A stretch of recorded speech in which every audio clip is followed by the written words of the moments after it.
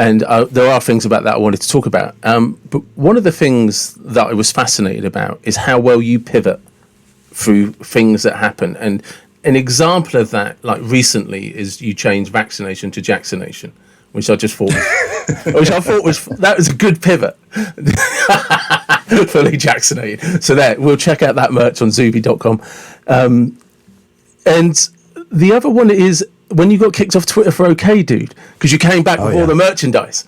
And how do you, like, what's the process that helps you do that? I'm smart.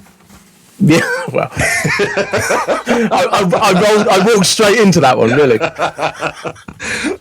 Honestly, man, you know, I don't know. What's that phrase people say, you know, energy cannot be created nor destroyed, right? It's a concept in physics.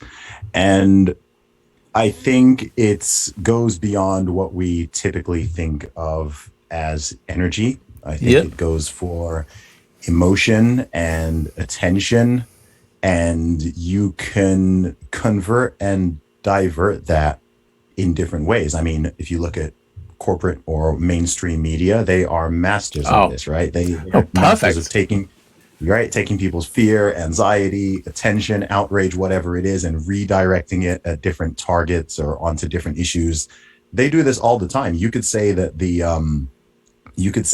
sort of tension and anxiety and fear in the world, you could argue that it's always been there, right? It hasn't been created or destroyed. It's just been put towards different things at different times. You know, what time it's pitting the people against each other on this time it's going towards some type of war effort. This time we're redirecting it towards a virus and a pandemic effort. And then we're going to change it and we're going to flip it to this. So I think I do something similar. I guess it's kind of like this judo where, like, if negative energy comes towards me, I, as a creative individual and as an entrepreneur, can convert that energy into something positive. I can convert that energy into financial gain. I can convert it into more followers or a deeper loyalty with the followers I already have. So that's what I did, because you can respond to anything in different ways, right? So the OK Dude is a perfect example, because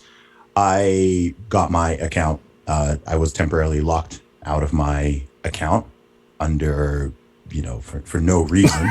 There wasn't any reason either. What they called hateful conduct, right? And you see, you know, and I could have been very angry at Twitter and ranted and raved, right? That's how I could have got that energy out there. I could have just done all that. But I said, you know what? There is some humor in this. It's absurd. It's annoying. It's frustrating. But it's so absurd that there's humor there, right? There's humor. So rather than just getting angry and responding in an angry, unproductive way, how can I flip this? How can I use this to my advantage? And so that's how I came up with the OK Dude t-shirts, which led to the hats and the song and the music video and everything. I mean, it's actually one of my most popular songs now. Yeah, it is. Yeah. Yeah. And I think I do that. I think I do that a lot. I think I did the same thing back in 2019 with that whole deadlift video, right? Absolutely. Again, yeah. At this time we're living in right now, funnily enough, 3 years later, people again there's a lot of attention and anger and outrage and about this situation of males competing in female sports, right? It's been highlighted, especially because of this swimmer in the USA. And again, most people are venting anger and outrage and so on. I mean, I saw this all several years ago and I thought, okay, I could get mad at this. I could give an explanation of all the biology and rant about how it's unfair to women and this and that. Actually, why don't I just take this and convert it into something humorous? And by doing so, I made a much bigger and stronger point, actually, than most people did with words. Because I just said, okay, let's take that logic and let's run with it. Okay, if you're saying a woman is anyone who identifies as a woman, okay, I myself, Zuby, I now identify as a woman. I'm going to the gym and boom, I'm going to break the record. And people saw that and it resonated with millions of people all around the world. A huge number of people discovered me off of that.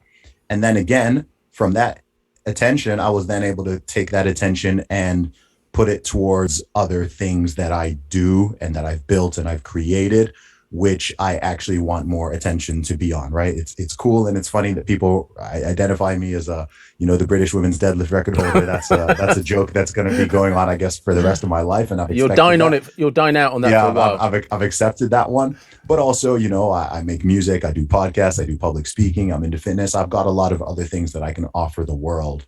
And so when people discovered me through that, again, I was able to use that momentum for other things.